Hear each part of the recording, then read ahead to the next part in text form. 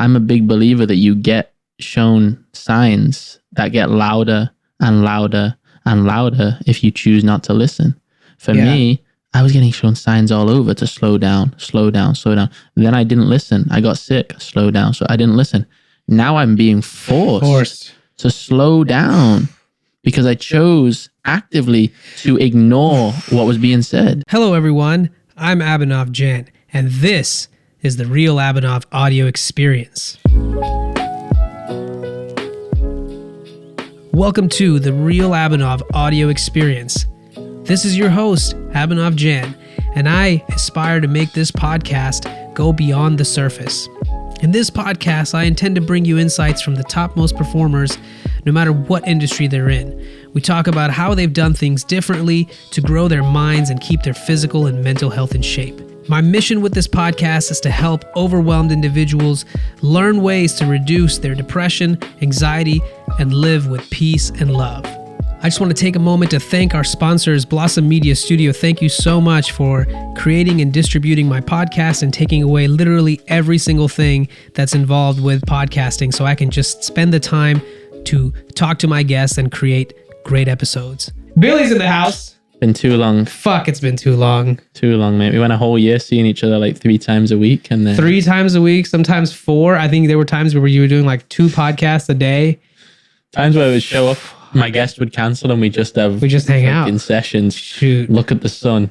Really tell everybody how we met. The power of social media. I received a message from this guy calling me the TikTok king.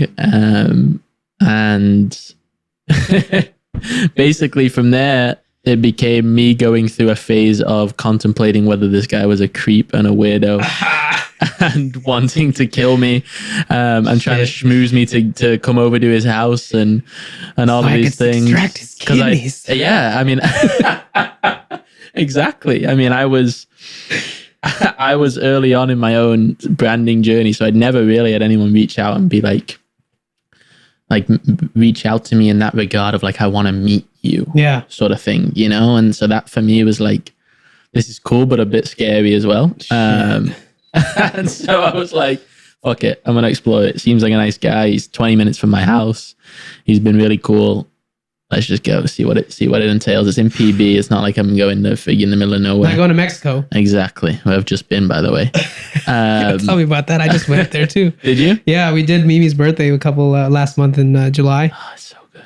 Oh man, that was a story. I'll tell you in a minute. But fuck, we were starting to go in. I know we're going off a tangent. It's okay. This podcast is a fun podcast. This isn't our regular ones. But no, what happened was we're fucking going, right? And that morning, Mimi can't find her green card. And we're the morning you flying? We were just driving in. We weren't even flying in. Oh, and so we had everything booked and we're like, we can't find this paper and we got to take it with us. Otherwise we're not coming back. So like the whole morning I have packed everything. The car's ready to go. And then we can't find this thing. And we wasted like 2 hours. We're like stressed out, tearing the house apart, looking for this document of hers that she went to the DMV the other day and then put it somewhere. I'm like, I'm mad at her. I know what you're like. I was like, come on, woman. Like, what is wrong with you? Like, how do you gonna go by yourself? Oh my God. I had called the lady. I'm like, yeah, can I cancel this? She's like, well, it's too late. I'm like, well, fuck. I've already paid like all the money down and everything. Anyway, we find it and then we end up going. And then at the border, this is going to be really ironic and hilarious. So, you know, I've been talking a lot to kids about smoking less weed. Yeah. So I'm going on vacation. And weed's not legal in Mexico. Right. I take like one nug, like this big, right? I put it in like my little jar. I put it in my suitcase. Oh, you know where this is going. Did you know that it was legal or not legal? I knew it was illegal. Yeah. But I'm going on vacation. I'm just like, I was already stressed. I was like, let's just get the fuck out. I threw it into my suitcase. And on holiday, it's like I've started smoking recently. Only a few times, but none in a bad way. No, he's going to be on the Discord group. He's going to quit. But continue though. Continue in your story. So you've got 94 conversations going on at once. I know. Well, because we haven't seen you in so long. I want to just splat.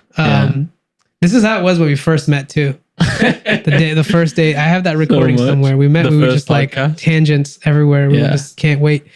So I get into Mexico. The security guy or the border guy, he just like, as soon as he sees my card, doesn't even like blink. He just goes right there, like go into secondary. I'm like, fuck. So they just pay randomly, do they? Like, I don't know, man. I don't know if they were profiling or if they had something like I don't know what it was. So I literally like pulled in the secondary. The guy like comes around. He's like, so you got any marijuana? I'm like, no. I'm not going to say yes. But you lied to him? Well, it's only a lie when you get caught, you know? But so then he goes to the back. He opens up my suitcase. No way. He opens this dart and like, you sure you don't have any marijuana? I'm like, I might have a little bit. And he's like, okay, it's going to be a fine. And I'm like, okay, all right. How much is the fine? I was like relieved that it was just a fine, that he wasn't about to throw me into jail for like one nug. Right. And I was like, I was ready for it. He's like, it's going to be $500. I'm like, is that 500 pesos or is that $500? He's like, it's dollars. And I was like, I don't got $500. Everybody that told me before going to Mexico is hide all your money. Don't keep it in your wallet. Right. Yeah. So I open up my wallet. I pull out like maybe 1,000 pesos. I'm like, that's all I got, bro. If you want this, it's all yours. But I don't got 1,000 pesos that's like nothing, $50, right, Matt? It's nothing. Yeah. So he was like, he looked at it and then he searched the whole car, the rest of the car, went into Mimi's bag, opened that up, like looking at us, like looking through her fucking notebook. Like, bro, we're not like, fucking hiding on pages, bro. Your chest up, see you're strapped. Like I wasn't even, and I mean the thing is like it's not like I was smuggling it. It was super obviously put in my suitcase like an idiot because I didn't think about it because I was stressed from the morning. And anyway, he took it. He didn't fine us. He actually let us go on a warning. Really? Yeah, so that was really cool. And then we got into Mexico. Gave you the weed back and smoked it. Bro, that's a funny thing you say that. So what happened was there was a bag that I had, a smell-proof bag that you get from like a dispensary or whatever. He put the bag back in my suitcase. So Mimi thought the whole time, well, so that's what she thought. She thought the whole time he put the weed back. So in my head, I'm thinking like, fuck, that means he's going to tell someone down the street that this car is coming and they have shit. So then they're going to fuck with me again. Yeah. So my objective was as soon as I got past the border was to pull off at a gas station and like throw it away or fucking just smoke it. I don't know, fucking whatever. Like then all of a sudden I find out that he actually did take it away. Obviously, I was like, "There's no fucking way he's gonna give it back to me. You can't even have it." And he's pulled you over, said, "I'll let you off for the warning." And there you go smoke it too, man. Like, so it was pretty ridiculous. But that stressed me out. We got into Mexico and we drove down like past Rosarito. We stopped at this place. We got a nice massage for like 2 hours and chilled out. Had a glass of wine. Like, got to my place where I was staying and like. It was a stressful day to start, you know, and then we finally got into vacation mode for a couple of days, checked out. And it was a quick trip though, just, 2 nights, 3 days, not too crazy, but it's like right around the corner, like Baja California. Easy. Anybody can just drop in. There's nothing, it's not hard. How long was the drive? I would say once you pass the border, it was about 50 minutes, like door to door, I've never driven across the border. Well, don't take weed. Yeah, for sure. Yeah, fuck, you won't be doing that after your story. Fuck. Oh, you were the one that was setting the example for me, not the other way around. I mean, look, I was stressed and I was just trying to go on vacation and, and I had already cut back a whole bunch on smoking at that time. And I was like, I'll take one little nug. Why not? Fuck it. Go on vacation. We'll chill out. What you don't know is he didn't find the 2 edibles I also had. So fuck you. He? Yeah, he didn't find them. So I had those still. That was pretty funny. That's brilliant. Man. Tell me about you, man. What was your Mexico story? And then we'll get into some other shit. I mean, I wish I had a crazy story. I mean, I guess the only crazy thing about it is I wasn't supposed to go.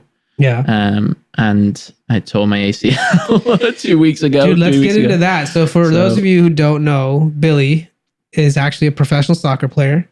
Yeah, I am. Yeah. And the boy here just limped in on crutches, which you guys also don't know. So why don't you tell me what the heck happened? Because I don't even know the entire story. And let's catch up. What happened? Yeah, it's been a lot of deep soul searching the past few weeks to figure out the reasoning behind it all. But first game of the season that I was back, I'd just come back after a month off. We had time off after the season ended, and first game back, I was. I mean, you and I have had these conversations many a time where I sacrifice my own health to put myself in business and all of these things and to continue working and drown myself out. Yeah. And so I was in that process the week before where I was really burnt out, the most burnt out I've probably ever been. And as a result, it got mirrored back to me. I got sick. I haven't been sick in 3 years. I got really sick, got a COVID test, wasn't COVID. And I was still sick going into the game. So not at my best, but I was playing really well.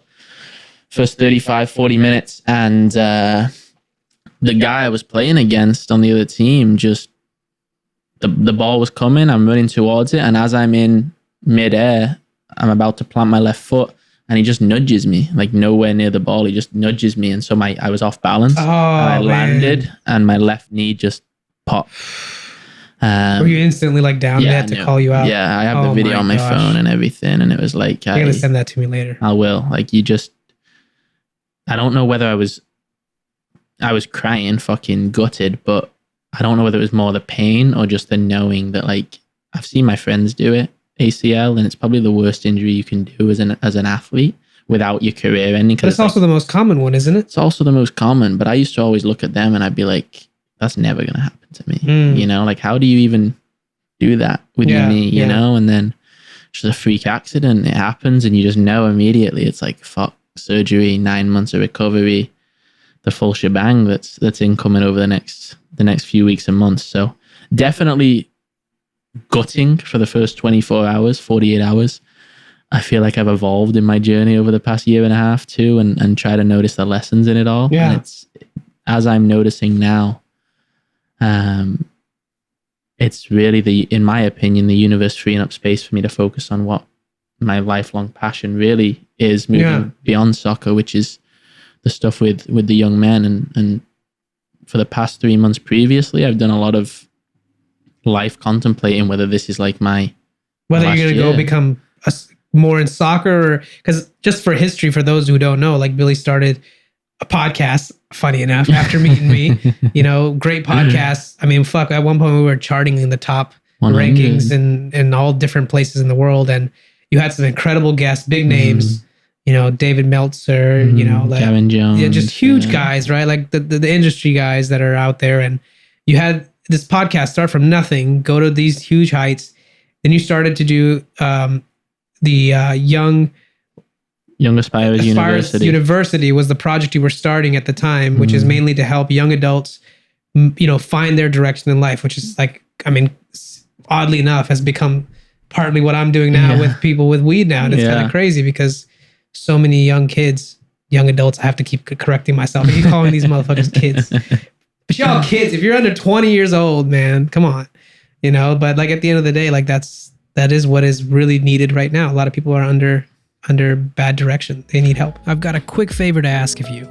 If you've been enjoying this podcast, I'd really appreciate if you could take 1 minute of your time and leave us a review on Apple Podcasts. It goes a long way, and I'd really, really, really appreciate it. If you've already done that, thank you again. Please share this episode with someone you know, a friend or family member. Download the episode or share the link, whatever works for you. Now let's get back to it.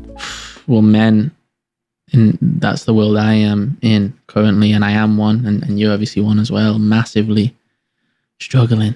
I mean, COVID made it peak, but on top of that, there's all the other movements that are phenomenal and I agree with, for the world and equality and the Me Too movement, Black Lives Matter, all these sorts of things, but it's also demasculating men and young men in particular who are still working to find their identity. Yeah, they don't know what to believe anymore. Exactly. And when it all comes together like it does, I feel a deep calling to want to serve those young men. And soccer was not a distraction, but it was taking away time for that. And I think it was, in some ways, it might be the universe or God showing me that I am never going to be courageous enough to step away from a game that I began when I was 4 years old. It's been in my life, my blood. It's my identity as a whole. And so sometimes maybe these things are meant to happen to force you out of the game. And maybe the game's retiring me. I don't really know. So we shall see.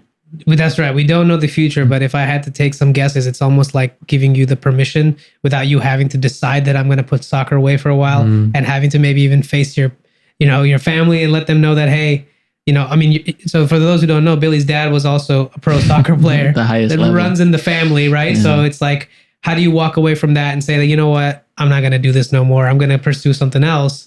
But now it's been a major crisis for me, because I work through things with young men to help them stand in their own light. And of course, sometimes you can be your own biggest critic, and a lot of the things that you share with others and help others work through are the things that you've struggled with the most. That's why it's authentic. That's why it hits. That's why it hits. Because it's like, shit, man, I'm going through the same thing. A lot of stuff I make content about and it hits, and like, well, I feel like that all the time. I feel like that, you know, and the biggest struggle that really has been in my life is not making decisions for the betterment of me, but rather making decisions on behalf of what other people are going to think and how they will perceive me. And in turn, dampening my own reputation of self by placing others and their opinions on a pedestal, including my own family. Facts. And what I've learned in the past 3 months is, if I can share any wisdom, is they don't get to choose, you know? Juvan said that to me once on the podcast. He said, their family too, are their people too. Yeah. You know, and this is your life, your own life. And the longer you continue to let other people dictate how you move through life, it's self-sabotage at its absolute peak.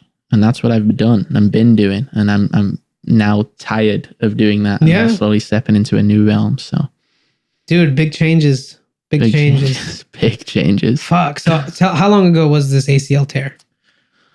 So this was, we're coming up on, I believe, 3 weeks now. Okay. Yeah. And then when do you go into surgery? So I spoke to the doctor the other day. I have my first appointment with him next week, the 19th. And he said typically 4 to 8 weeks after it happens, because swelling has to go down. I should almost be able to walk on it by the time surgery comes around. And then they also have to prepare, because I don't know if you know, when you tear an ACL, you have options as to what to replace the ACL with. Okay. Right. So you can take like, what's it called when you take it from a dead person? Something beginning with a C. I can't remember. But that's like the most, it's the quickest recovery, but the most inconsistent. So what they're doing is they're taking they're either going to take a piece of my hamstring or somewhere else at the back of my knee and create a new ACL out of that. So the injury is not, the most pain is not going to come from my knee once it's recovered after surgery. It's going to come from like basically tearing either my hamstring. Oh, weird. Yeah, really weird. That is super weird. Dang. I mean, but medical science, God bless. Like, crazy, right? Crazy. So, okay, let me ask you this point blank. If you never had the chance to play soccer professionally again, would you be like totally bummed about that?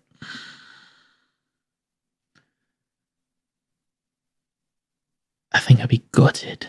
Yeah, gutted. I think I'm still trying to wrap my head around it. You know, when I'm playing it, it's a weird dynamic. When I'm playing it, when I'm actually immersed in the game, it's the most free I've ever felt. Like you just leave the world. Like you nothing matters but the game. Nothing matters but the game. And then I finish training and it's like, this is just wasting my time. I'm taking up too much time so it's a really love-hate relationship. So you're saying you don't like the lead up to it because it's a lot of work and it feels like a waste of time. But when you're in the game, that's like what you live for. Live for it. So it's almost like you want all the cream, bro, and none of the. I mean, you're fucking right. Like it's like, but to be fair, I've done 10 years of all the other shit. Traveling to England, staying in digs, putting fucking ass on the line, sacrificing everything I have to move to Arizona in the middle of nowhere. Like, the one thing I will give myself is I knew that there are so many people in my family, friends, close circle, and even just people I've heard of who their dream was to play and sign a professional contract, and they just didn't do it. Yeah. And so for me to at least be able to say I did it is like, that's, at this stage, I'm satisfied with the knowing that the work that I put in for all these years and the sacrifices and all that was worth it, to be able to say, yeah, I played professional soccer. You know, at any professional level, to get to professional. Yeah, to become what you have to become to get to that level is an achievement in itself. Yeah. Not to be the best soccer player in the world or to like win championships and all that. That's just kind of layering the game more and more. Yeah. You know, I can relate to this from bodybuilding, right? Like I wanted to just compete. Yeah. And then it became from competing as like, I wanted to win. And from win, it's like, okay, now I want to win a national show. Okay, now I want to win, you know, whatever, Mr. Universe. So it's just like, there's no end to it, dude. Like, and it's like, when does it stop? And isn't it funny how we talk about everybody's path being different, but often the paths that we think have been chosen for us lead us, because they're the greatest lessons, into these other realms. Like you and I have talked about your bodybuilding and the lessons you learned, and the notebook that you showed me where you used to be so rigid in your schedule and all that sort of things, and the lessons that you've taken from that have shaped what you're doing now. Yeah. I wouldn't be doing anything I'm doing now if it wasn't for the lessons that soccer taught me. You know, so it often can almost like, that's why I believe now in just the divine journey. You're like almost meant to be taken on this path. Yeah, 100%. You know? I agree. I mean, I think it's almost looking at your journey while you're in it, you're not like, how's this ever going to like play out? Especially if you're early in the process. Like, what is this going to do? Who the fuck cares about this? It's like, you do it long enough. Like, kid you not, last night, how crazy it is. Made a TikTok video yesterday about like people that smoke a lot of weed and then they have tried to quit and they'll constantly relapse because they're like, I feel so bored at night, or my life is so like meaningless without it, or there's nothing fun. And then I thought to myself, I made a little video about, okay, instead of, when you're smoking, what are you doing? You're taking long breaths. What do you do when you meditate? You're taking long breathing breaths, right? That's all you're doing. So I connected the two dots and I made a video. I didn't expect it to do anything. Put it out there. Kid you not, maybe like 5 hours later, we're sitting here late last night and my phone is going nuts because I have this Discord group now. Yeah. And anybody can join it. So this person, Charlie, he's in the Cayman Islands. He's also an English guy. Calls me like 5 times in a row, and I was eating dinner. I didn't really pay attention. So I checked my phone. I'm like, okay, what is going on? He's like, hey man, it's like 4:30 a.m. where I'm at. And I'm sorry that this is bothering you, but like, I found your video and I'm really having a terrible time. I was just about to like get up after my sleep to go and buy some weed and like just go back on this like cycle that I've been on. I saw your video and I just completely broke down because what you said about like, essentially what I was saying in the video is like, okay, instead of smoking, why don't you take long breaths and imagine how much you have inhaled when you're smoking and do that same process, but do it with just your natural breathing and see the high that you get just by relaxing and breathing slowly.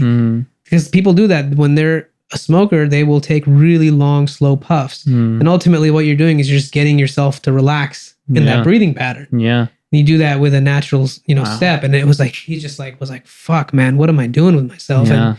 And so I said, okay, and it was late. So I got on a call with him, about 20, 30 minutes. The guy was just like, he was very upset with himself. He was like having a hard time speaking and kind of like tearing up in the like he's just not having a good time with it. And so we did a little kind of come to the present moment exercise that got him to like calm down. His body language changed and he was just sharing all these things. And I'm just starting to realize like, well, fuck, like what I'm doing is actually doing something for someone. It just all of a sudden connects. And now, you start to see like, I've been hearing it time and time again where, now we're at almost like 200 people in the community and it's not a big one. And it's not about making the biggest one, but it's working. It's helping people and they feel like they're a part of something. And I mean, the whole process, the way it started, my point for this story was that you never know where it's going to go when you start. You almost like can't even imagine where it's going to go. Like I had some ideas, but then to see it come true,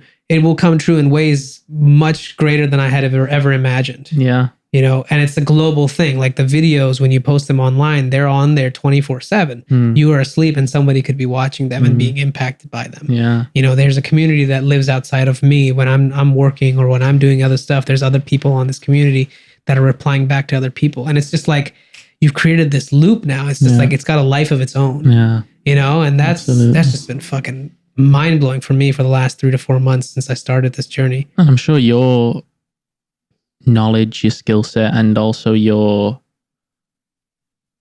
journey has massively and radically evolved within this Discord group just by the response you get from these people.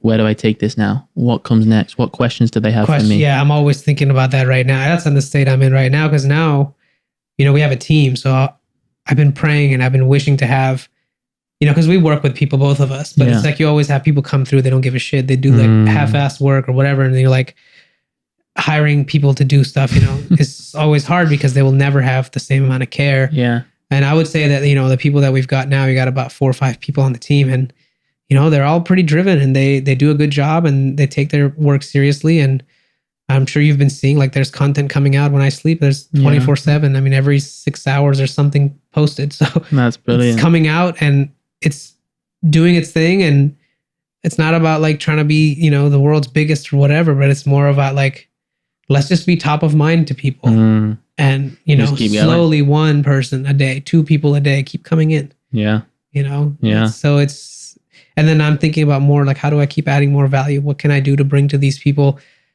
Kind of what you were doing with your university program is like, a lot of young adults are seeking for what they should do with their life. How can I be, happy, but also then like at the end of the day, you got to make your money. Like you're pretty blessed that you got into soccer and you got into, starting your own business. You have a good family that supported you through that process. But I'm talking to kids that are so fucked up that they have horrible family situations. All they need to do is just smoke weed to kind of escape that or temporarily push it out. And they're seeking for direction. And I'm just, I'm still spinning my head every single day. Like, man, I'm going to bed every night, like tired. I'm waking up in the morning and I'm hitting the ground running. Like I go on I Am Sober, which is an app for addiction quitting. And I'm replying to like as many people as I can. Then I work, Discord is popping off. I'll be in there, making sure everybody's okay. And the content's going. Just like, I've really surrendered to how much work it's going to require to do what I'm doing. And it's just like, just fucking work through me. Like whatever the universe wants to do from this, it's like, use me as a vessel. I'm going to take care of my health. I'm going to take care of myself to give you the best person I can. And then you just work through me. And that's kind of where I'm at with it right now. It's just like trying to just keep myself in a good place and keep myself healthy so that I can really serve. And haven't thought about how to monetize too much on it. I have some ideas, but I haven't really executed on those, and I'm sure it'll come.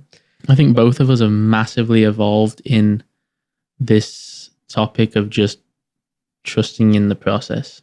It's a good one. You and I have had many discussions about the next Tony Robbins and standing on stages and doing all these things and knowing that it's going to come and all of these sorts of stuff. But it's almost like, as your journey's evolved and what you're saying now is like, it's just going to come. And when it comes, it's not about the fact that it's come. It's everything that's leading up to that now that is the fulfillment, the enjoyment, and the reason you're doing everything you're doing, And I had a deep realization yesterday, actually it was. I wrote a post about it. I haven't put it up yet, obviously, but my grandfather has played golf religiously for 50 years. Probably more than that. He's 75 years old.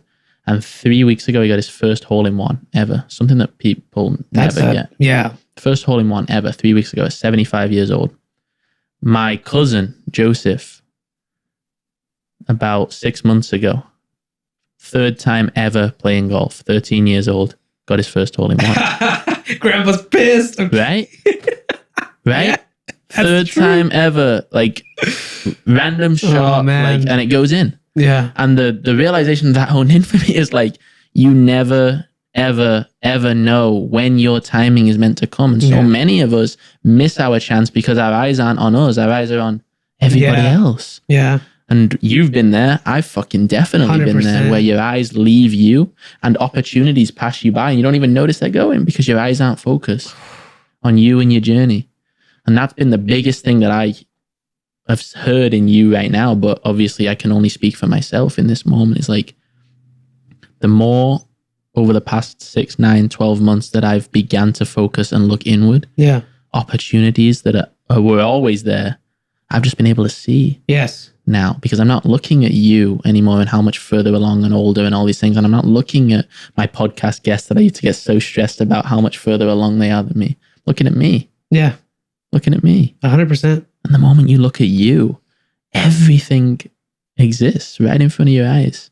But you can't see it if you're looking at what's behind, what's in front, and what's outside of you. This is a clip, bro. Kevin, clip this shit. I mean... Come on, Kevin. I don't know who you are, but get this clip, lad. This is a good one right here. No, that's 100% true, man. I couldn't agree more. I think when end of last year, when you were ending your season, I think I was getting to a point in my life where I was also saying the same exact thing, where it was like, I'm tired of just kind of being in the same place or similar place and making like small progress. And I thought back to myself, like, well, what was I doing differently when I was making a lot of progress? It wasn't that I was like every day doing, massive milestones or nothing. It was just like, I chose to get rid of everything that wasn't necessary for my growth. And that started with very basic. It started with, at the time, it was like, are you going to wake up and meditate? Yeah. And you're going to do it in the evening before, you just do your evening work. And it's like, so twice a day of meditation, riding your bike, getting cardiovascular exercise because my health was poor. and just like starting to exercise 2 to 3 times a week. Yeah. Obviously, we've come a long way from that now, so, 7, 8 months into it, but it was starting with the basics and then adding on to it. Okay, now you want to do this thing. So what can we start working with? Like, what idea do I really want to pursue? Okay, I think I really need to slow down my weed habit, because every evening it's much easier to get high than to work on something. Yeah. And so that became the goal. And then I was like, how am I going to ever do this?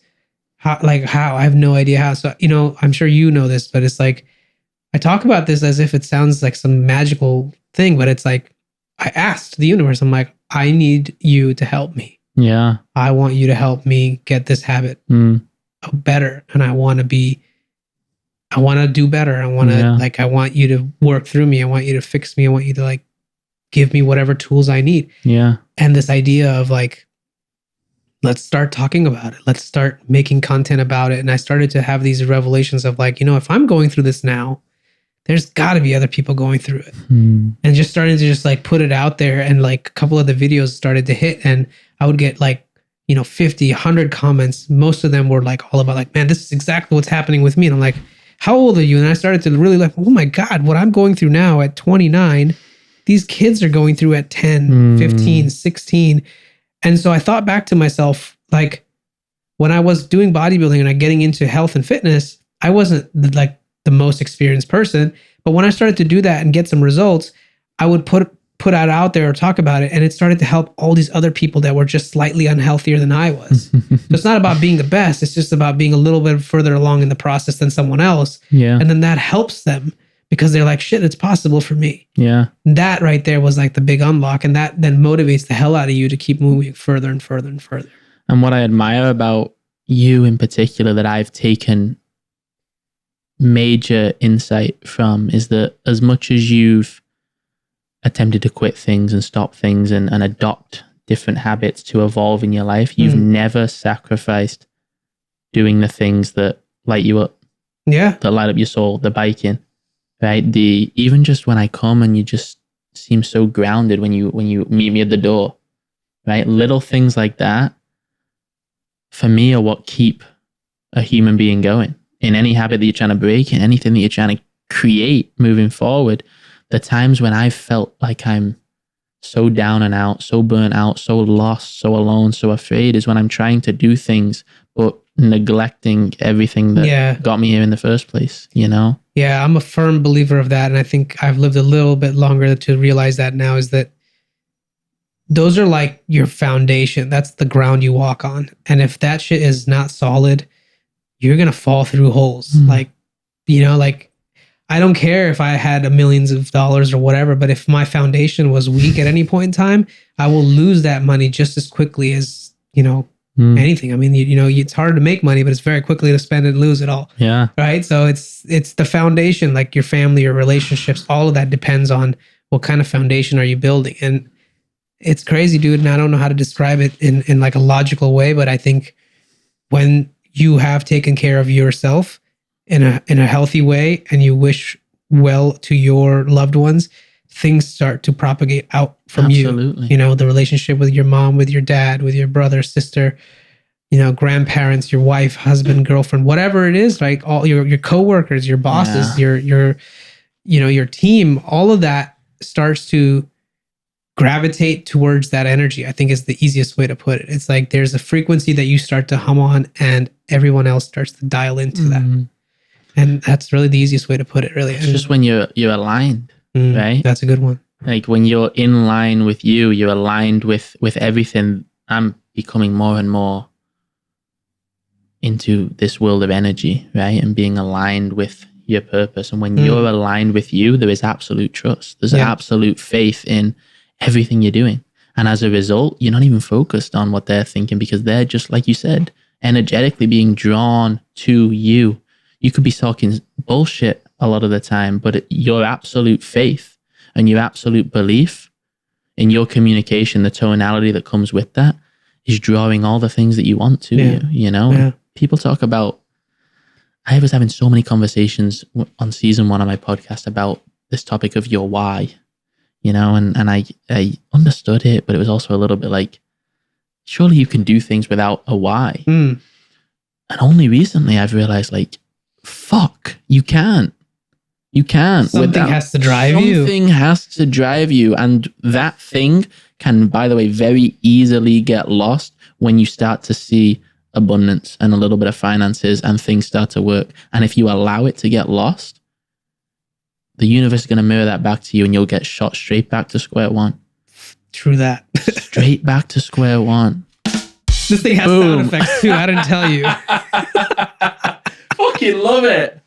Oh man, that was cool. That's real though. It's real. You know, you get, and the amount of times that's happened to me, and even as I've evolved now, I'm not getting shot back to square one, but like even when I reach step 9 and 10, and then I don't even notice myself going back to 8, 7, 6. Okay, now I'm at step 5 and I just feel so weird about it. Mm-hmm. And then I'll be like, no wonder Young Aspirers University hasn't happened for me yet, because it became more about the money and how many students I need at this price to make this amount of money than why I did this in the first place. Because of my own fucking journey and how sad, alone, lost, confused all these young men are. And so what I get to do is I get to get out of this fucking head of mine and get back into here and serve and give.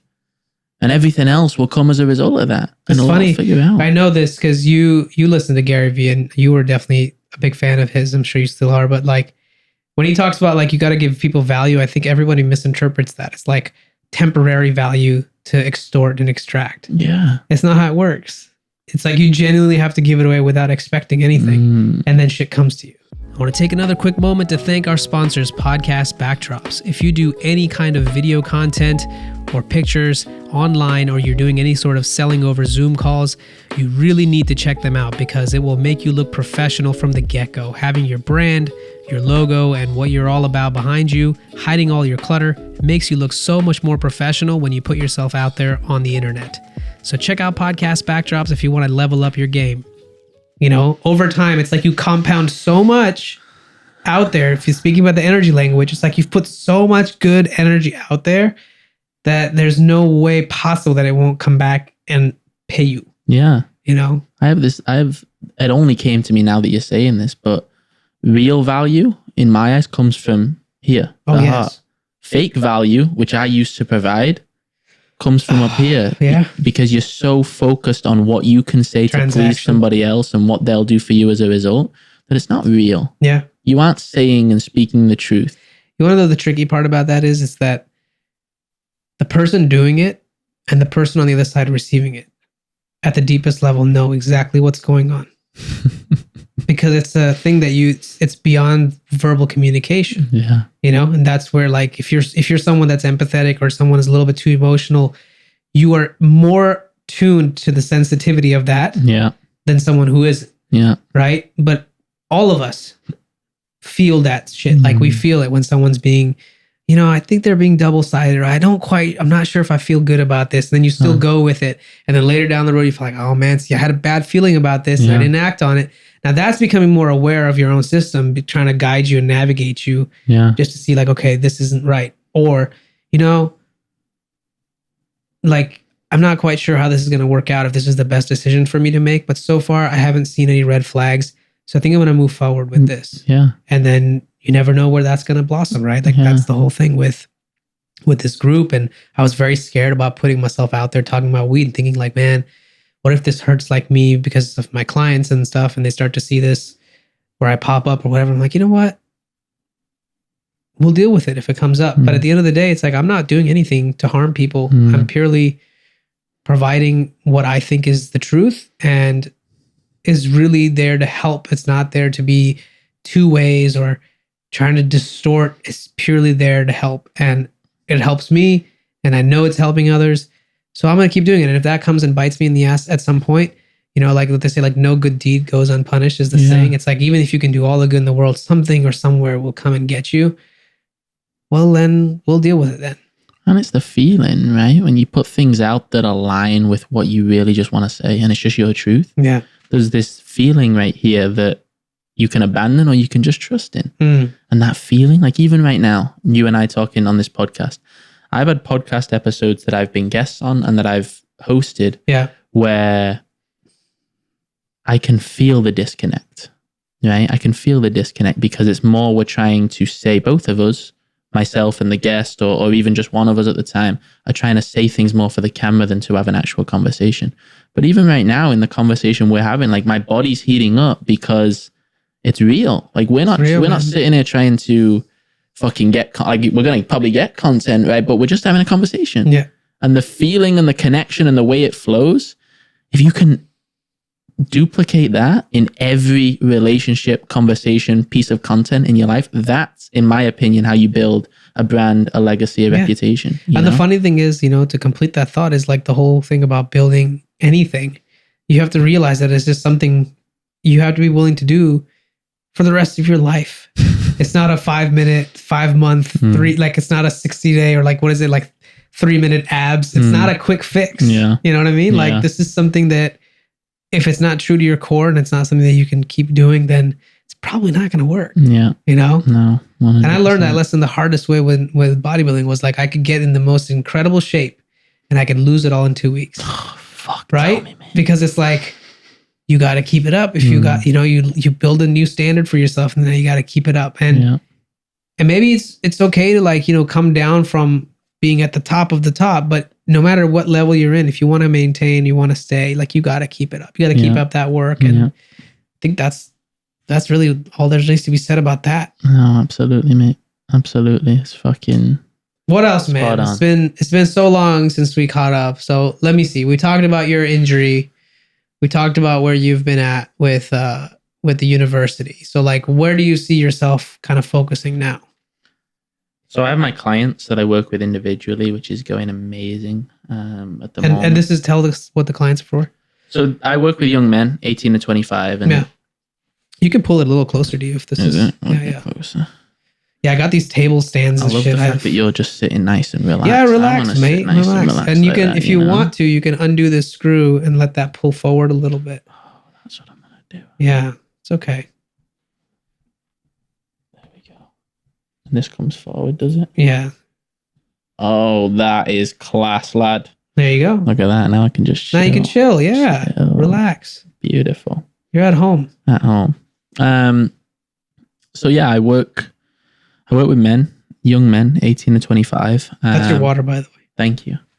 And I guide them through a process of, it's evolved so many times, but I've been attempting to find what their biggest struggles are, right? And for me, what I've landed on so far is it's a balance between three things: lacking in control, which leads to a major lacking in self-confidence, which leads to self-isolation or confinement. So it's become virtually the 3 C's: control, confidence, confinement, and they're all bouncing around between one of those. So lacking in self-control leads to lacking in control of their life, feeling out of control of their life. Feeling out of control makes you less confident, which leads to being confined. Confinement. That's beautiful. Right? That's beautiful. The only reason they isolate is because they have no self-belief, no self-confidence whatsoever. So they're like, fuck it, I'm just gonna sit here by myself. Absolutely. And you know what? This will hit for all the audience that smokes a lot of weed and watches me, because this is something that they tell me. It's that, it's just a great way for me to check out and for me to just be in my thoughts and be by myself and feel okay for a while. I feel normal, feel,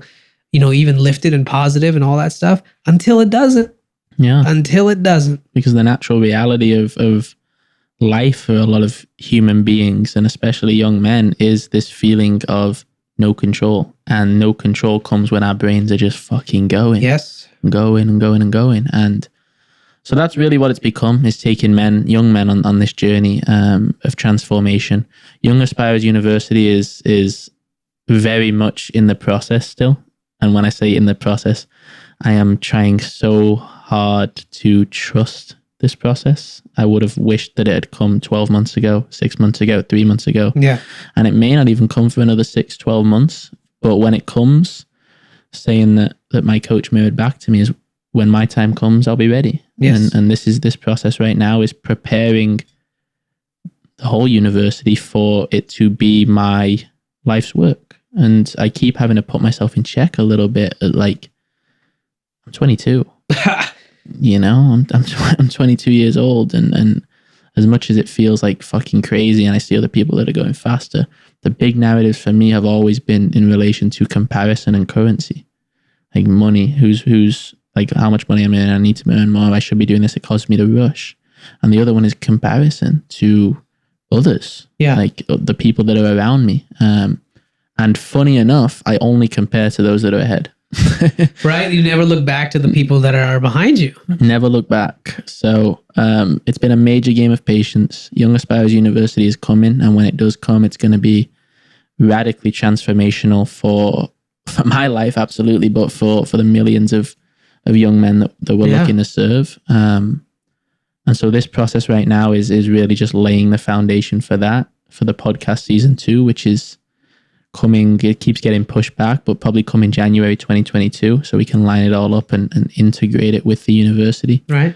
And then the individual coaching, and that's really how it looks right now for me. Love it, mate. Yeah. What about you? I mean, I've always known you as the man who wears so many hats, So I like to juggle. What do you want to know? Tell me. Well, I know you were diving into the realm of weed and obviously helping people quit and all this sort of stuff.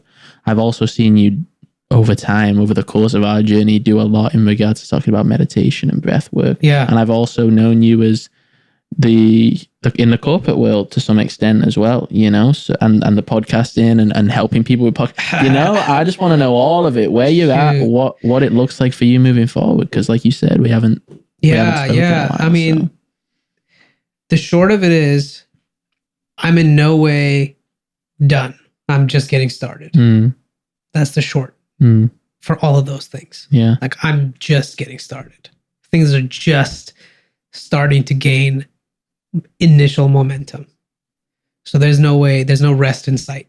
Love it. At this point. So just getting started with all of it. I love with it. everything, right? You said you're 22.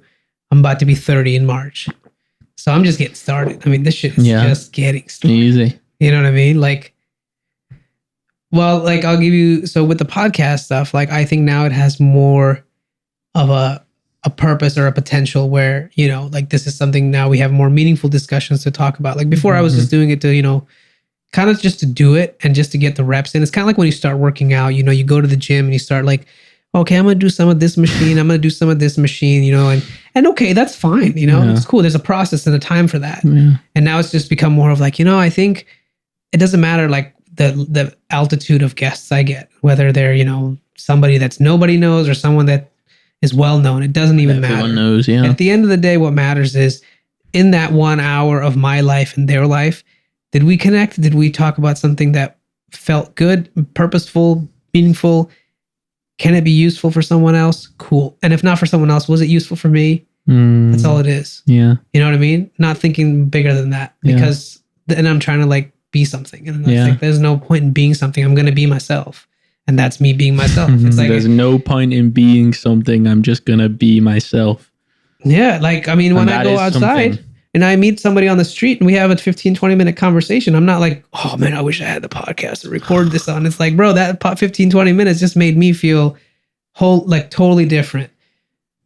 And if I could recreate that in any conversation, every conversation, ideally, I want to make everyone in every interaction I have feel good. Yeah. And if I can accomplish that, then my job is done. That's what my intention was. So, and the corporate stuff is interesting, man. I've been, with all the things juggling right now, financially, now we're spending a lot more money with the team, paying 4 or 5 people is expensive. There's not a lot of cash flow that comes in from the podcast yet. And, it's just kind of like an investment strategy at this point. It's let's see where we can go. And, and now we're also looking to get a home, and that's going to be its own challenge. And it's it's fine. All these things are happening. I'm also talking to different companies because thinking about switching as well. And everything is moving and happening at the same time. And if I was in a different state of mind and if I was still in my, I would smoke every day type of person, I probably wouldn't be able to handle all the things that are happening right now. But because I'm in a much different state and I've still, meditate, I've still been exercising, I feel like I'm ready for anything that can come. Wow. So that's really brilliant. it, So it's just I'm not afraid of the work. Everything is hard. Everything is cycles. But I also realized one of the big realizations I've been trying to keep myself in is dude, you could have the biggest goals, the biggest dream in the world. You still have to live every minute of every day. Tell me how you're going to skip those. Yeah. You know what I mean? You get to. But you got to, like, you can't skip the minutes. Yeah. Like, you can't just live days at a time. You Yeah. still have to live every minute. Yeah. Yeah. And you get to. I love that too. That was the other one. It's like, you get to. You don't have to, but you get to. Yeah. And when you realize you get to do something, it's a different thought process entirely. You're not like dreading it. You're realizing that, oh man, I've got it pretty good. I can do a lot of things right now. And yeah, maybe you don't have like the world's biggest mansion yet, but shit, if I had that now, what would I do? Like, I would be done. And then what, like, check out? You know what I mean? Like, it's funny how everything that can be seen as negative can also be seen as massively, massively positive too, when you just shift the language in it. Yeah. Like, I could easily be like, I have to go through surgery and 9 months of recovery. What I'm starting to see it as now is I get to align my physical, mental, emotional, and spiritual healing. Yeah. All at one time. What was the text message I sent you when you told me about your injury? You sent me a video. Yeah. You want to pull it up? No. So I'll summarize it for you. What I said. I think you said that your recovery was going to be 9 months. I think I said that a new life comes into this world in 9 months. You're going to be a new person in 9 months. Right? Yeah. It's crazy to think about, like, oh man, my a new birth. It's a new birth. Exactly. Going through the womb, evolving, changing, the whole thing, growing. Man. You know? And then I come out as a fresh slate. Fuck. Yeah. And that's what's happening, you know? And where is it going to go? I couldn't tell you the future. I can't predict it, but where would I like it to go? I think what I see in my head is it would be fascinating to talk to groups in person, to host retreats of some sort, to have actual like healing sessions where we can actually really come together and someone can feel like at the end of it, like, man, this was truly valuable. I mean, that's kind of the next iteration of this. Yeah. That I think is really where my head's moving towards. The exact execution, we've been in and out, like we were talking about this retreat we wanted to do. Some of the logistics aren't working out right now, timing wise and kind of marketing wise. And also, you know, it's like, you know, fine, like surrender to it. We have a lot on our plate. We'll keep that going. And you also got a lot of time. And you got, exactly. It's like, you know, why do I want it all now? Yeah. Like, that's the other question to ask yourself, man. Like, why do you want it all right now? Yeah. You know, Yeah. You can stretch this out. Where was the retreat going to be? It would have been in San Diego here. We were looking at a place, like a big property, but it wasn't on the beach. And I really want to do it on the beach. Go to Bali. Yeah, man. I think that's perfect because Bali, like, best time of the year is not even the summer anyway. So yeah. Maybe it's divine timing for you. Hey, I'll have to go and check it out, man. I mean, I'm open to options. I'm open to Mexico as well. I'm also open to keeping it super simple, just renting a house in La Jolla or in Mission Beach and just like keeping, 6 to 8 people in one place and doing 3 days, 4 days, just immersive. Like I'm open to all different possibilities of this, but I think it's just a matter of like the timing and then like getting people involved, and I'll definitely get you involved. Because I think that's sort of the natural progression of this. And I think it makes a lot of sense right now to do something that aligns with like what I'm all about. Like, not to toot my own horn, but you said it yourself. Like when you met me earlier today, you felt that there was some grounded energy. I feel Mimi keeps saying this to me. She's like, there's a reason why people keep coming back to you. There's a reason why they want to come and hang out with you, because they feel that there's something that they gain from being in your presence. And to me, I'm always thinking like, I don't know if that's true. Cause like when I look around my day to day, I'm pretty much by myself and it's Mimi, right? But maybe there's something to it. And if there is, it's like, definitely, if there's something I can transmit to a group of people, not saying I'm a god or anything, but it's like if being in an environment together can be beneficial, then who am I to stop that? This has been a huge realization for me in selling and in working with people and in really giving my power and my knowledge and my skill sets to other people. I used to think it was incredibly selfish of me to try to sell somebody. And someone said to me once, it's more selfish of you to not offer them something that will change their life than it is for you to hold that in. Ooh, that's deep. It's more selfish of you to not offer your service to somebody in a sales format in a way that will get them in that process when that it's going to transform their life, than it would be for you to half-ass it so that they don't and go back to their reality. Yeah. I mean, that's if you dissect that's basically like a lack of fully believing that, you could do it, or you think that there'd be some sort of inauthentic part of you if you did that, but it's not like, and I mean, I'm working through that, because all the things I'm telling you that I'm doing, I'm only spending, I'm giving so much right now. giving to people that are working for us, that are in different countries, that are, making their life out of working with us. And it's cool. It's really neat. Like, and then the content helps people around the world in a small way, in a micro way. But it's like, that's cool. But really at the long tail of it is like, dude, we got to find a way to scale this so that it does generate income. So at least it can sustain itself without me having to feel like, oh man, I'm like, now I got kids and I got mortgages and I got bills and all, and now I can't really spend all this time, on myself and just being, Mr. on the internet. So the challenge becomes like being able to, saw a quote the other day, I can't remember the exact quote, but it was from a woman, I think her name's Danielle Page, and she said, the happiest people in the world are those who are able to graciously receive, not give. Graciously receive. They are able to receive graciously and know that they deserve to receive. Yeah. Not feeling like they owe somebody anything in return. Which is flipping on its head for me, because it's like, I've always talked about with you and with all these other people, and we always talk about this as human beings, like give and don't expect to receive. But it's also sometimes receive and don't expect that you have to give. That's good, man. Change that fucking noise. There's 4 in here. Or bring the drumstick over. Look at this. I like you can change the segment. There's another one. There's like applause. What you need is you need to get one of them, and then when I say something, Balenciaga Billy. Oh shit! I can record it, and that's the cool thing. You program sounds on. You can get it on there. Yeah, you can get sounds on there, man. That'd be brilliant. For your season 2, I recommend you get one of these. I'm gonna have to, because it's gonna make your life much easier to like record on the road. That's probably been so much of, and probably something to pick your brain on. So much of why I've held off on moving forward with season 2, because obviously season 1 I showed up, recorded, and then you did the rest, so with everything else going on for me, it's become like a major confusion as to like, do I need better microphones? Do I need better equipment? How am I even going to record this properly? What am I going to do? How am I going to get it out on Transistor, which I'm still paying for monthly and not releasing episodes? It's like the whole thought process of it has become so overwhelming that it's like, well, what do I do now? Sort of thing, Well, you got me, man. I can always make it easy for you. So just record it, send the files. We'll get it going. I don't have any new mics, though. I don't think I need. You saw my mics. I don't think I need new mics. It's not about the mics. You know what I mean? Yeah. Like I geek out about the equipment because it's my thing. Yeah.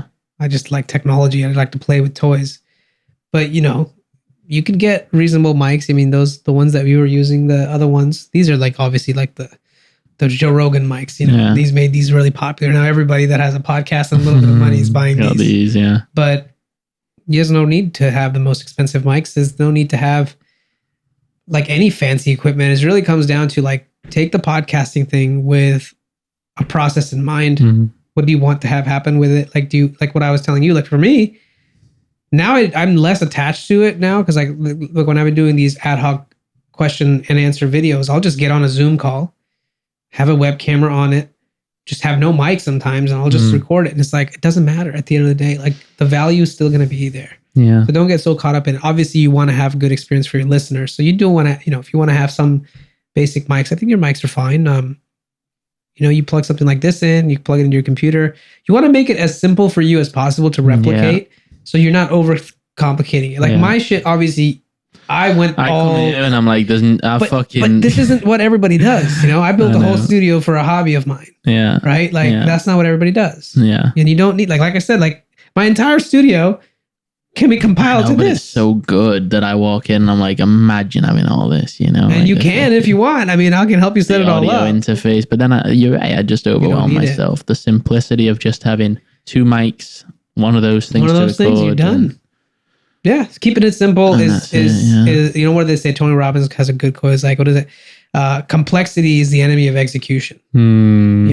Like if you make it so hard, you're just gonna want to be like, fuck. Give up. Shit. Right? There's just no point in that. Like, so I'm iterating. That's the thing about me is I'm always iterating on stuff. So like I started with one thing, and then I added, and then okay, now I can do this live streaming thing. How can we do 4 angles? How can we do all? Fuck me, like I was like stretching the boundaries, and then now I'm like, what's the easiest way to get the best quality or close to it, and I can still like. The reason I got into this is because now I'm planning to do podcasts outside. Yeah, I'm actually planning to do next weekend. I'm gonna go. There's a new restaurant opening up or a new place here. You used to remember Brick and Bell that used to be right here on PB. I've never been. No. So this place just got taken over by this guy, and him and I have been talking a whole bunch since he's like setting it up to launch and open up. And beautiful location, just trees above, trees all around, cool like sitting. You almost feel like you're like sitting in a little forest cafe vibe. And I was like, I really want to come and do a podcast with you about your journey, but I want to do it here. And then I'm like, I'm not going to carry all this nonsense. Yeah. It's like, what a waste. So then I started looking at different equipment for it. And then I found this thing and I was like, this thing has 99% of the stuff, or at least 95% of the stuff that I would need. And then I just, went ahead and kind of put it together. And now I'm really testing it out right now. This is what it is. It's like, there's no power. This is all running off of this. So you could literally just take that and like these mics. Do these detach from this? Yeah. This is a stand. So you could literally, if you wanted, just take the 2 mics and that, and then that'd be it. Yeah, you need 2 mics or 1 mic if you're not doing it in person. You're doing it on Zoom. You plug this into your computer, and then this can take the sound from your mic, go into the computer, can take the sound from the computer and put it in here as well. And you record on here on a memory card, so everything's stored there. Now, the only thing for you is if you want to have video. That's the main thing you need to sort. Yeah. If you want to have video, then you record with either a web camera on Zoom, right? Or if it's in person, then you got to set up a camera. Yeah. Mm-hmm. Still debating whether I want to record. Recording's cool, but it's also like sometimes I like the freedom of location. I think imagine the thought of like fucking doing one at the beach. That's what I'm saying. I think the beauty of exploring that, there's some power to it, because at the end of the day, your podcast is going to be listened for the most part. Yeah. So I just went with a video component, but it's not required. And I'm actually exploring the same thing. That's part of the reason why I wanted this, is that I can actually be in my car and just do this in my car. Just pull it out and start talking. Yeah. So the possibilities are there, For real. Podcast has been revolutionary for me. I think for you and me, and for people that are interested in trying to make themselves more articulated and just to gather their thoughts and just try to form them together, especially if you're like in the sales world or you're trying to be in like the public facing world or dealing with clients, this is a skill set that you have to master. Mm-hmm. And doing a podcast is an exercise. Yeah. To kind of get good at that. Yeah. And I think that's really the main reason why I got into it, because I wanted to sharpen that knife in different ways. Like I can be in an ad hoc conversation, and also like learning like, well, shit, man, if I'm sitting down with a stranger, can I talk to this guy and get something of value out of him? Can I get them to open up about certain things? Like that's a skill in itself. Yeah. I'm not saying I'm the best at it or nothing, but I'm just saying it's something I want to work on. Well, like Larry King became... Yeah. That's all he did. He became a master of getting people to open up and didn't really even talk a lot about him. It just was became the king of that one skill set, and look what his life turned out to be, So I think there's very, very different reasons to get into podcasting, but I think one common thing for me and for someone like you is that really we're trying to be public facing people. I think that it just makes a lot of sense for us to just not make it a difficult process and to chip away at it, just like working out. Imagine if it was so difficult for you to work out. You have to do like 15 things before you could get to the gym. Like, God, it would be awful. Yeah. You got to remove the friction, make it easy. Word. Well, that's probably leads me into another topic that we can discuss, which is doing so much because you feel like you have to. That happened to me within my morning routine so deeply. Okay. Where I would get to 7:30, 8 a.m. and it's like, yeah, I've done all this shit, but it's like now I'm fucking tired and I'm burnt out because my morning routine was not serving me, because it was becoming more of an obligation than something I want to do. It wasn't breathing life. What was your routine? I would get up, I would take a cold shower, as you know I do. Then I go, as soon as I get out of the cold shower, I'd meditate. Okay. I do like a 30-minute meditation. From there, I'd do some stretching and breath work. Then I would read for 20 minutes. Then I'd grab something to eat. Then I'd go work out. Then I'd come back, shower, and get ready for the day. So you're about like a 10 a.m. in the morning? Yeah, like fucking, if I was up at 6, it was like taking 3 hours to do my whole routine. And that was getting you tired? Yeah. Was it the workout, you think, or what? The workout, but also it became more of an obligation to do the things rather than an enjoyment. Like reading, it's like a checkbox. It literally became a checkbox. I had it up there. It was like, check it off. And now, as I've evolved away from that, I'm just more following my intuition as to like, let's take this morning, for example. I think, not to cut you off, but I think it's good to create a structure, and it's good to be honest with yourself to follow it.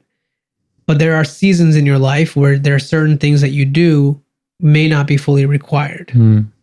So if reading 20 minutes a day, sure, it's good for you. There's tons of benefits. But if you're not into what you're reading right now, then why force yourself? Yeah. You know what I mean? Like, why not transition to like maybe listening to a podcast or an audiobook and then doing that while you're working out? So it's kind of like a 2-in-1, you know, or like switching up. Like, you know, I think that's really, there's something to be said about that. Like, I love working out. I love doing certain things, but shit, I get bored. Like, I get tired of it. You know, sometimes I want to switch it up. Yeah. Like and switching it up is so great. Like I've stopped calling it my morning routine now. I've just started calling it my routine. Yeah. And if it evolves throughout the day, like what I was saying, like reading has not become something that I have to do in the morning now. Like I might, after this call, go to the beach and pull out a book and 100%. Read because it becomes more of a want than a have to. Yeah, that's a big liberating part. You know, once somebody told me this, she was on my podcast, like one of the first seasons I was doing. I was telling her about, at that time, I hated, like, I didn't hate, but like I wasn't getting up early enough in the morning, and I'd be like, man. I remember we had that conversation as well. You know, and then she told me, you know, like, why don't you stop worrying about getting up early in the morning and just focus on, okay, if you have 4 things you want to do when you wake up, doesn't matter if you wake up at 5 or at 7 or at 8, just do those things. And if you break them up in the day, then you break them up in the day. And if it's almost like kind of like setting up, this is what my intention for today is. Yeah. And I'd like to do these things. And then you're not holding yourself against it. They're like, oh, well, morning's gone. Now the chance is gone forever. Well, people always have this like this notion of like the magic of 5 a.m. right now. And then what so many young entrepreneurs, I think it is as well, because I also look at people like yourself when you were going through that phase of like, I'm waking up too late. You're also working late than other people, you know? Like the people who are getting up at 5 a.m. are stopping at 6 p.m. You aren't. And so your work as a nocturnal, I guess, in some way, you get a lot of stuff done at night. So it's not like you're getting less done because you're waking up later. You're just doing it at different times. And that's why time for me has become way more of just a construct. There is no time. It's just literally clocks and whatever you choose to follow. My time's different than yours. If I want to get up at 5 because I'm most productive, I'll get up at fucking 5. It's a comparison thing. Don't think of it like, oh, I got to compare myself to getting up at 5 because my friend gets up at 5. Like I have friends who get up at fucking 4:30 and he's, you know, day trading and shit. It's like, I don't want to be up at that time. I want to be sleeping. I want to wake up when it's my time at 6:30, at 7. I'm do my meditation, you know, maybe go outside if there's time, or I'll meditate, eat a quick bite and start working. And then in the middle of the day, you know, I think I want to take a break and go work out. And I'm going to go work out. Okay, cool. I've gotten back from that. Let me do some more work. I got to take care of some stuff. You know, I think now I'm going to go take a quick bike ride. Yeah. Whatever it is, it's just like, you know, it's like an ebb and flow. You got to fill it with your energies. And at the same time, it comes down to self-awareness at the end of it all. Some days I need it more than others. Some days I can prolong it. Yeah. You know? And I think that's what it really comes down to. Like, I'll tell you what, man, last month or so, like our weeks have been just flying by. Like I can't even believe it's Friday right now. Like, I literally can blink back and it was Monday. Yeah. You know? And it's just like the whole day goes by and I come sitting at the end like, how is it already like 6:30? Yeah. How is it already set? Yeah. Where did the day go? Like so the thing is, it's like when you're in it, you're in it. And when you're not in it, you can start becoming very judgmental about, man, I'm wasting so much time. Like, oh my God, like I'm such a like. But when you're doing stuff, it doesn't matter. You're at the end of the day, you are getting done the things that need to get done. And what didn't get done today is there for tomorrow. Like there's nothing more to it. And if that's every day is unproductive, then you maybe need to adjust. But like holding yourself to like a chokehold of a schedule. Well, you know, the people who think the most about how much time they're wasting are people who sit in an office 9 to 5. Yeah, right? Because they want to be doing other shit. Because they want to be doing other shit. And this is the biggest bone I have to pick with entrepreneurship nowadays, and even just doing things by yourself. And I talk about it with a lot of young men because I've been through it. We deeply despise that world of 9 to 5 and resist it and do it, but we create a more rigid schedule and a more fucked up schedule for ourselves and try to claim that we're free. Yeah. And try to claim that we're free. I can give you examples of my friends who are multimillionaires and they don't even have time to pick up my call. You know which motherfuckers you are.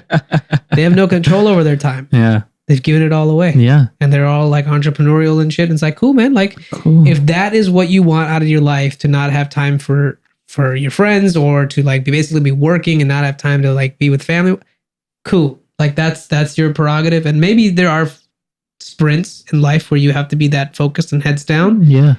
That's not my style. And also sprints don't, I used to get this confused that sprints meant you do nothing but sprint, right? You do nothing but work, nothing but work, nothing but work.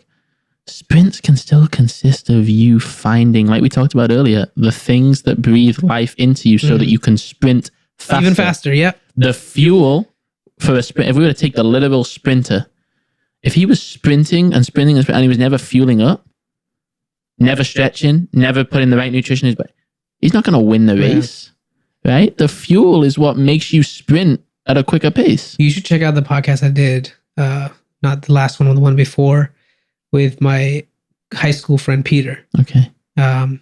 He was big into digital marketing. He just exited a $40 million revenue brand that they just started, launched, and he exited. But the conversation was all about this. It was like, he's somebody that I remember talking to in his earlier 20s, where he was, wanted to become a CEO, drove every business that he had into the pavement because he was attached to the title rather than the work. Then he went and got mentors and started to learn how to do it. Yeah. Became multi, I want to say, I don't know how much money you make, Peter, but multimillionaire. Now he's like living his life and just went to Ibiza, gonna go live in Sweden. Like, point being, and we were talking about like, man, what do you think? Like, is it about chasing the money, or is it about like being creative? And I was like, it's never about the money. It's always about growing yourself. It's always about creating the perfect day for yourself, the day that I want to live, the mindset. Perfect day, not the perfect week, not the perfect month, not the perfect life. Today. Yeah. What would make today the best day ever? Let's do that. And wake up and decide. For sure.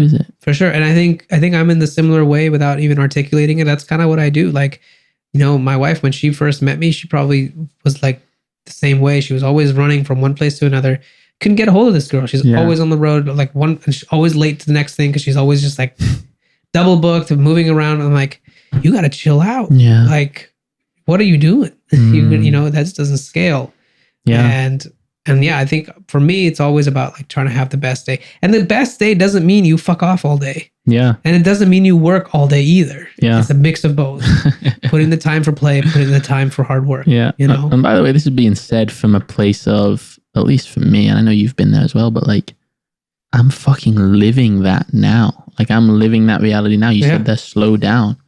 I'm a big believer that you get shown signs that get louder and louder and louder if you choose not to listen. For me, I was getting shown signs all over to slow down, slow down, slow down. Then I didn't listen. I got sick, slow down. So I didn't listen. Now I'm being forced to slow down because I chose actively to ignore what was being said. The title for this show is going to be Slow Down to Speed Up. Slow down to speed up, mate. Honestly. Slow down to speed up. I went to Cabo for a week and I've gotten more done in the past 2 days as a result of me slowing down and doing nothing in Cabo. Had more productive conversations, reconnected to myself, and feel so much more alive now. And I took 7 days and did nothing. Yeah. For some people, that's a nightmare. For me, it's a nightmare. Yeah. And that's a huge realization that I have now. Is like, fuck, like you said, I don't have to say anything more than that. Slow down. Slow down. Slow down. Slow down. Slow the fuck down. Slow down. Right? God damn. Fuck. God. What else, Billy? How do we wrap this up? What else you got for me? What did we not cover? Any other insights from the past lately that come to mind? So many, mate. It's like We could do 94 podcasts. I mean, you and I should just do a podcast together. We could. We should just. The Big Brother podcast. Oh, we talked about it, right? The Big Brother. Fucking funny. I know. And that's actually kind of funny enough. That's what I feel like is translating with the Discord group with the content, because a lot of these cats are younger. I have one guy in my group who's 62. Swear down. No joke. 62 years old. And so it's like, weed or what? Dude, this guy was a convict. He was smuggling drugs for a while. He's taken everything. Went to jail for like so many years. Has been clean now for 30 years. And he found my content. He was like, dude, I like what you're doing. You're going against the grain. Everyone talks about how great weed is, and no one wants to talk about how it can be a huge problem. And literally, weed was the start of my journey, and it led me to this, and the other thing. I was in jail, and this and the other thing, and now I'm clean for 30 years. And I was like, fuck, like, And I was like, okay, I'm getting some validation from real OGs tonight. Lived it. And so that was really cool. And then I got a lot of people, anywhere between, 16, a lot of people 16. Yeah, to like 27, 30, I don't think many were 30, but mostly under 16 to 25, 27. Yeah. And what is the main message that you're trying to give to them in relation to weed, stopping, starting, doing it? What is the main message?